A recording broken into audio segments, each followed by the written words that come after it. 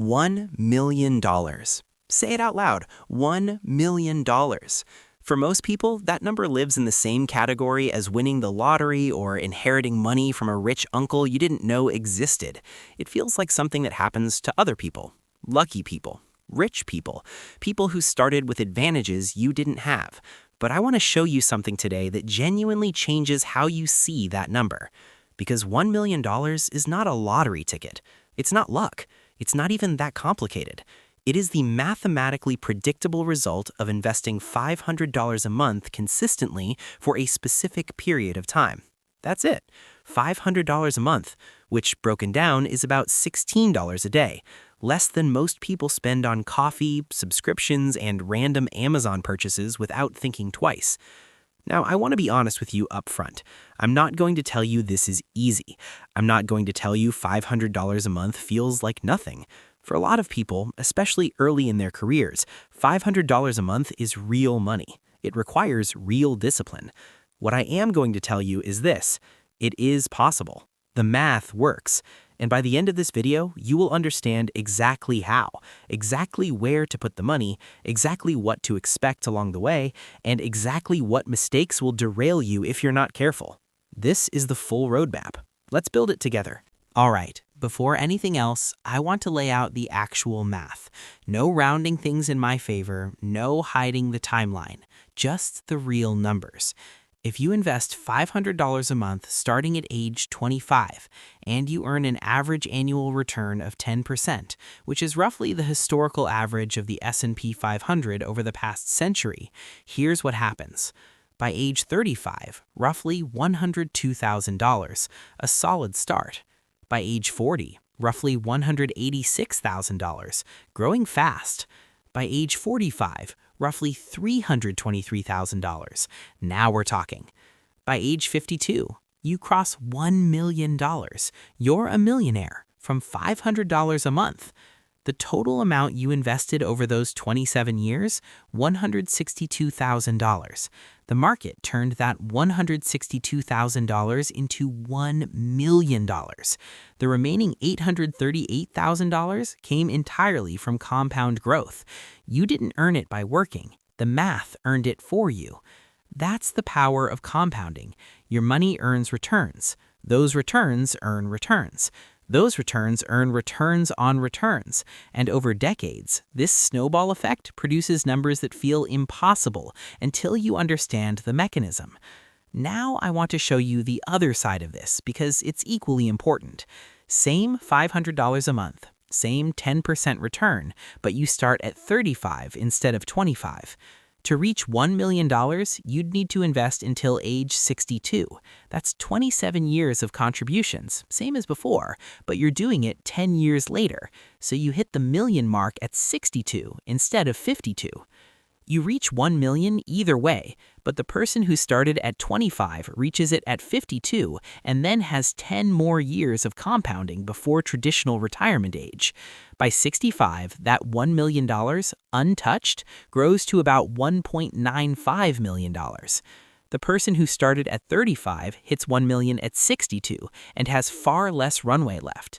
1 decade of delay, nearly $1 million in difference at retirement. This isn't to make anyone who's starting later feel bad. Starting at 35 is infinitely better than starting at 45. Starting at 45 is infinitely better than never starting. The math always rewards starting sooner, but it never punishes you for starting at all. The best time to start was 10 years ago. The second best time is today. I know some of you are already typing in the comments, 10% isn't guaranteed. What if the market underperforms? Fair question. Let me address it directly. The S&P 500 has returned approximately 10% per year on average over the last 100 years. That includes the Great Depression, the 2008 financial crisis, the dot-com crash, the COVID crash, every bear market, every recession, every geopolitical crisis of the last century. Is it guaranteed going forward? No, nothing in investing is guaranteed, but it is the best long-term track record of any widely accessible asset class in history. And here's the thing. Even if future returns are lower, say 7% on average, $500 a month over 30 years still grows to around $566,000. Not a million, but over $500,000 from $500 a month is still a transformative outcome. At 8% average returns, roughly $745,000 over 30 years. At 10% average returns, roughly $1,130,000 over 30 years. The $1,000,000 number depends on your return and your timeline, but across any reasonable assumption, $500 a month invested consistently over decades produces life-changing wealth. The exact number might vary. The direction doesn't. Here's something most people don't think about enough. The account you invest in determines how much of your growth you actually keep. Because taxes are a wealth killer that most people don't account for when they run these projections. If you're putting $500 a month into a regular taxable brokerage account, you'll owe capital gains taxes on your profits every time you sell and on dividends when they're paid. That can shave a significant percentage off your real returns over decades.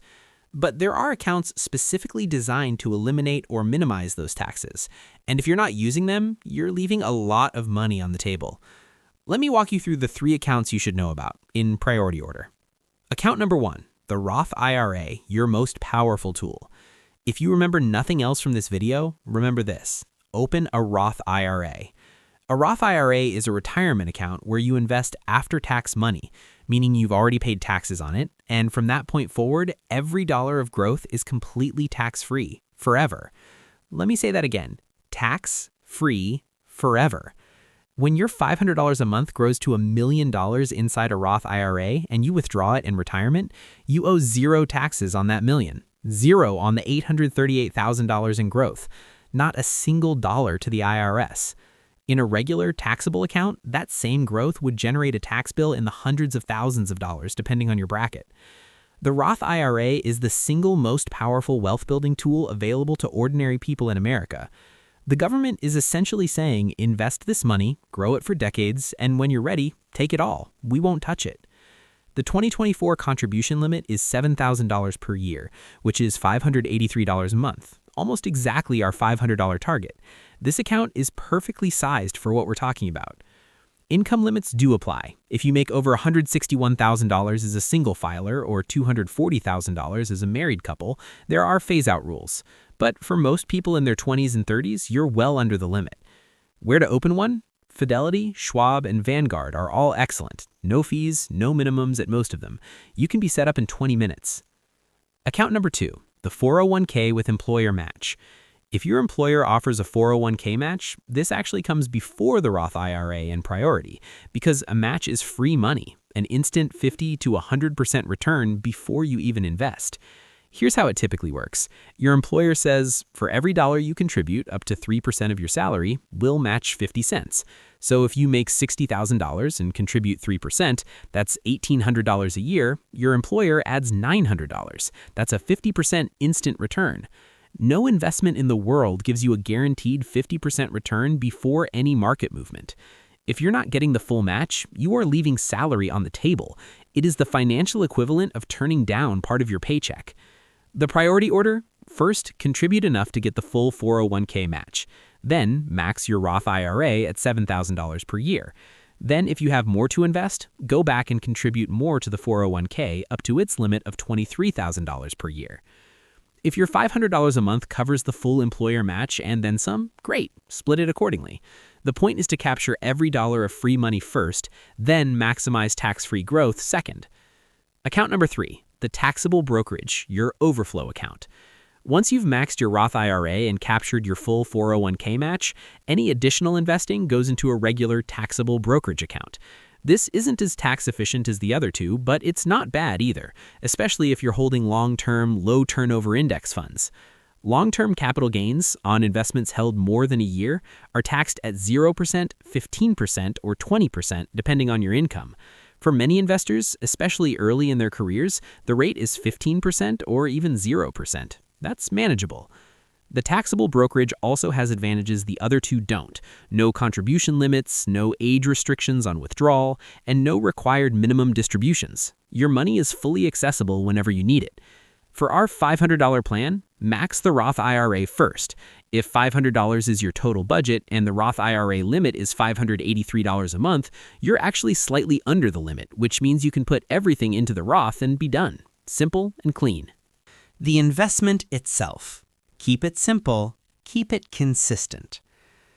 All right, you have your Roth IRA open, you're contributing $500 a month.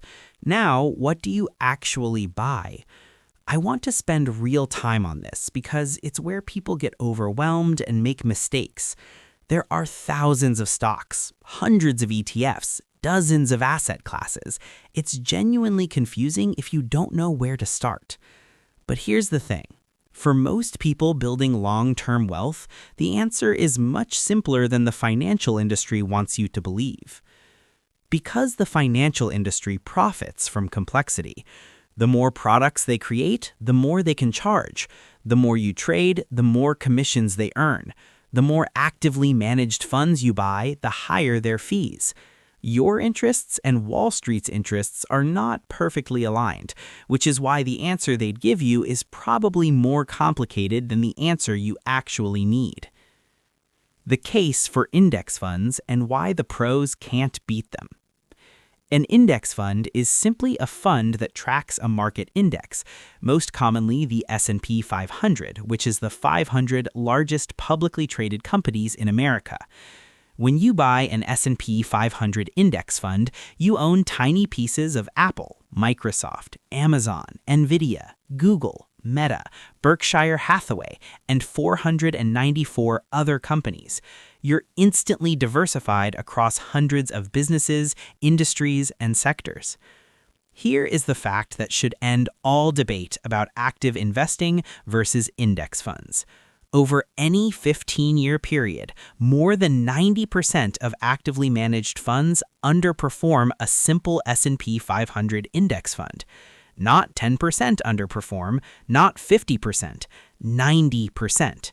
These are professional fund managers, people with PhDs in finance, teams of analysts, Bloomberg terminals, access to information you and I could never get, and 90% of them still lose to an index fund that a computer manages automatically. Why? Fees. Active funds charge 0.5% to 2% per year in management fees.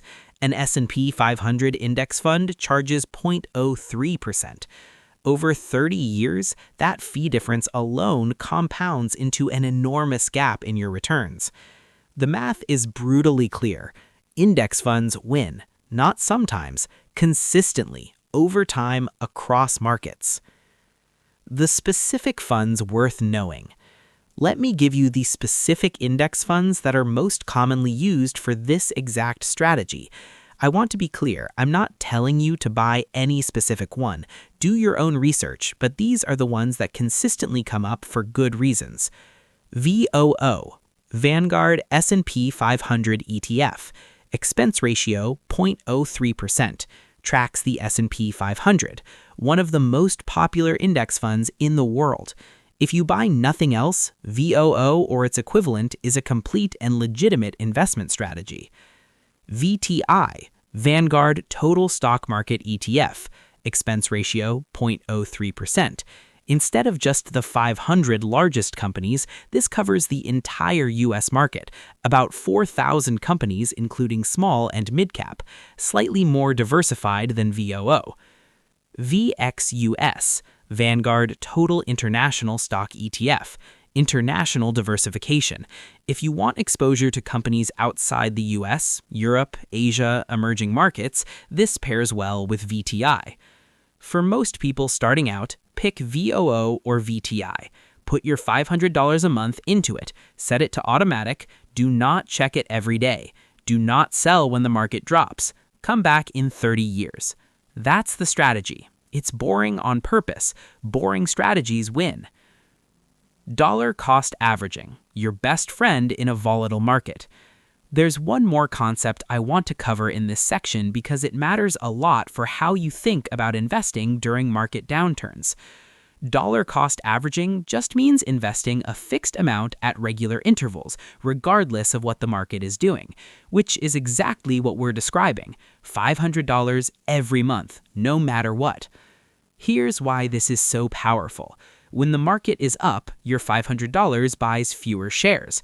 When the market is down, your $500 buys more shares. You automatically buy more when things are cheap and less when things are expensive.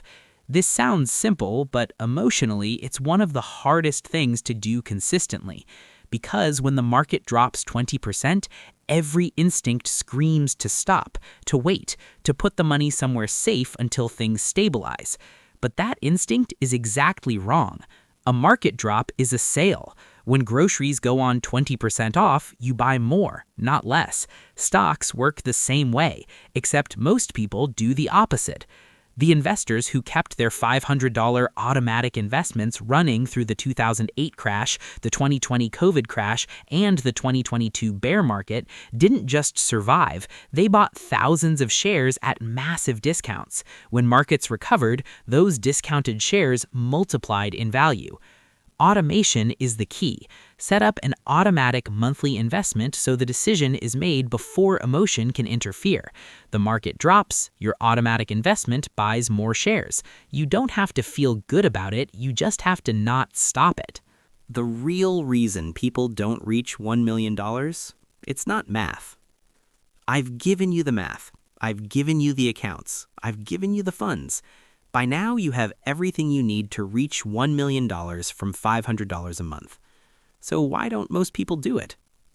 It's not because they can't. It's not because the math doesn't work. It's because the psychological journey between starting and finishing is genuinely hard, and nobody talks about that part honestly enough. Let me walk you through the 4 psychological traps that derail people who start this journey so you can recognize them when they show up, because they will show up. Trap number 1, panic selling during market crashes. This is the single most common and most expensive mistake investors make. The market will crash, I promise you this. Not maybe, definitely. At some point during your investing journey, you will watch your portfolio drop 20%, 30%, maybe 40% of its value. Your $100,000 will become $70,000 on paper. And every financial news headline will be screaming. Every expert will have a different opinion. Your friends will be panicking. And the voice in your head will say, "Get out now before it gets worse." Here is what the data says about what happens when you sell during a crash. You lock in your losses permanently and then, almost always, miss the recovery. The market's best days tend to cluster around its worst days. If you're out of the market during a crash, you're almost certainly out for some of the recovery too. And missing even the 10 best trading days of a decade can cut your returns in half. The $500 a month strategy only produces $1 million if you stay invested through the crashes, every single one of them, not just the minor dips, the terrifying ones too. The antidote is perspective. Market crashes are not unusual. They are regular, expected, part of the deal. The question is never if the market will crash, it's whether you'll still be invested when it recovers. Trap number 2, chasing the hot investment. It happens to almost everyone at some point. You're quietly investing your $500 a month in VOO, watching it grow slowly and steadily, and then you hear about something, a stock that tripled in 6 months. A friend who turned $10,000 into $80,000 on crypto, a can't-miss opportunity in some new sector. And suddenly your boring index fund feels pathetic. Why are you settling for 10% per year when other people are making 700% in 6 months? Here's what the research consistently shows. The hot investment of this year is almost always the worst investment of next year.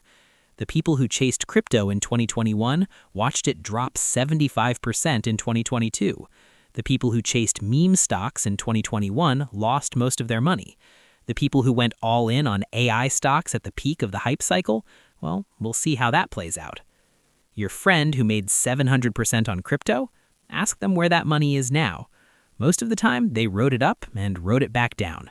And the stories of the people who lost money don't make it onto social media. The boring strategy wins not because it's exciting, but because it's consistent. Consistent beats spectacular over decades, every time. Trap number 3, borrowing from investments for lifestyle. You've been investing for 3 years. You have $22,000 in your Roth IRA. And then a situation comes up. You want to take a big trip, or you need a new car, or there's an opportunity, a business idea, a down payment on a property. And the thought appears, I have money sitting there, I could just use some of it and put it back later. This is one of the most damaging habits in long-term investing, not because spending money is inherently wrong, but because of what you lose when you take money out of compounding. Remember that person A we talked about earlier, the one who invested early and stopped? The reason their early money was so powerful is that it compounded uninterrupted for decades.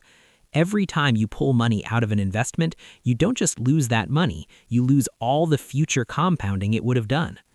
$5,000 pulled out of a Roth IRA at age 30 isn't $5,000. It's potentially $87,000 at age 65. That's what 35 years of compounding at 10% does to $5,000. This is why the emergency fund is so critical. It exists specifically to absorb these situations without touching investments. The emergency fund is the firewall that keeps your investments untouched. Trap number 4, stopping during hard financial times. Job loss, medical bill, major life expense. At some point, your financial situation will get harder and the $500 a month will feel impossible. And when that happens, most people stop completely. Here's what I'd suggest instead. Reduce, don't stop. If $500 is impossible during a tough stretch, do $100, do $50, do $25 if that's all you can manage.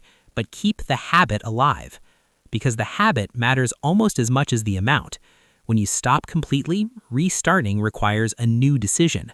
When you reduce but maintain, resuming full contributions is just an adjustment. And the months you invest $50 instead of $500 aren't lost. They're still compounding. They're still buying shares. They're still keeping you in the market. The gap between 50 and 500 over a few hard months is relatively small.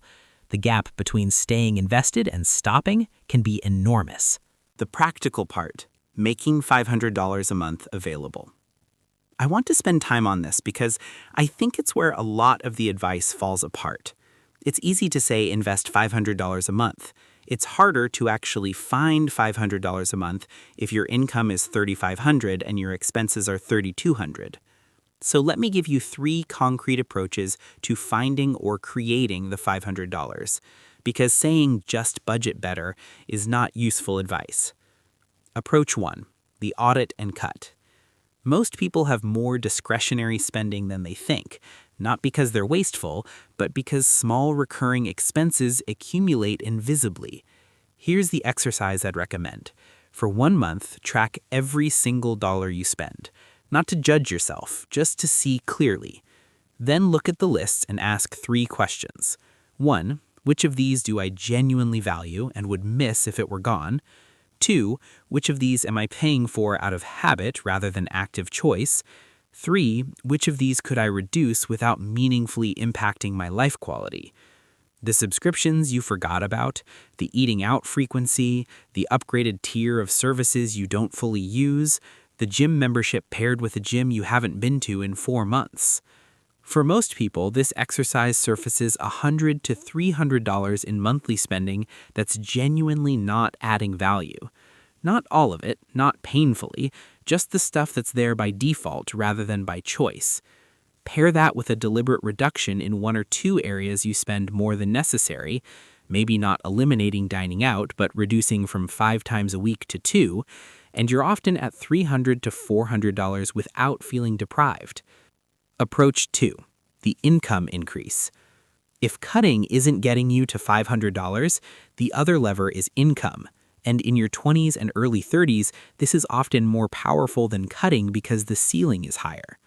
A few practical options that people in their 20s have actually used to find an extra $500 a month. Negotiate your salary. The average raise from a salary negotiation is $5,000 to $10,000 per year. That's $400 to $800 per month. one conversation, one raise, $500 funded for life. Take on one freelance project per month. If you have a marketable skill, writing, design, coding, photography, social media, accounting, 1 or 2 freelance projects a month can easily generate $500 to $1,000 in extra income. That's not a second job. That's a few hours on nights or weekends. Sell something. Unused electronics, clothes, furniture, gear. Most people have hundreds of dollars of unused stuff in their home. A one-time purge on eBay or Facebook Marketplace often generates several months of investment contributions. The point isn't to hustle yourself to exhaustion. It's to recognize that $500 a month is not a fixed, immovable number. It's something you can create through a combination of smarter spending and slightly higher income. And the payoff, $1 million, makes both worth pursuing. Approach 3. Start where you are and scale up. Here's the truth. If you genuinely cannot find $500 right now, don't wait until you can. Start with $100 or $200 or whatever you can actually do consistently without stressing your finances. Because the habit of investing monthly is almost as valuable as the amount. And as your income grows, raises, promotions, side income, debt payoff that frees up cash flow, increase your contribution. The target is $500. The starting point is whatever is real for you today. A $200 monthly investment started at $25 and scaled to $500 by 30 will produce almost the same outcome as $500 from day one. The journey matters more than the perfect starting number. Let me bring everything together. $500 a month invested in a low-cost S&P 500 index fund inside a Roth IRA, starting as early as possible, held through every market crash without panic selling, and never rated for lifestyle expenses, that is the formula for $1 million. Not a secret formula, not a complicated strategy, not something available only to high earners or people who got lucky. A simple, proven, mathematically certain path that requires discipline more than intelligence, patience more than expertise, and time more than money. The math always works if the behavior works. The behavior is the hard part, and now you know exactly what behaviors to protect. Here's what I want you to do in the next 24 hours. Not next week, not when it feels more convenient, tomorrow. Open a Roth IRA if you don't have one, takes 20 minutes at Fidelity or Schwab, set up a $500 automatic monthly transfer, or whatever amount is real for you right now, buy VOO or VTI, turn on automatic investment, then close the app and go live your life. That's it. That is the entire action plan. Everything else is patience. In my next video, I'm going to walk through exactly how to set up your first Roth IRA from scratch. Account selection, fund selection, automation setup, the whole thing step by step. I'll link it here when it's out. If you found this useful, subscribe. New video every week. No fluff, just the information that actually builds wealth for real people. I'll see you next time.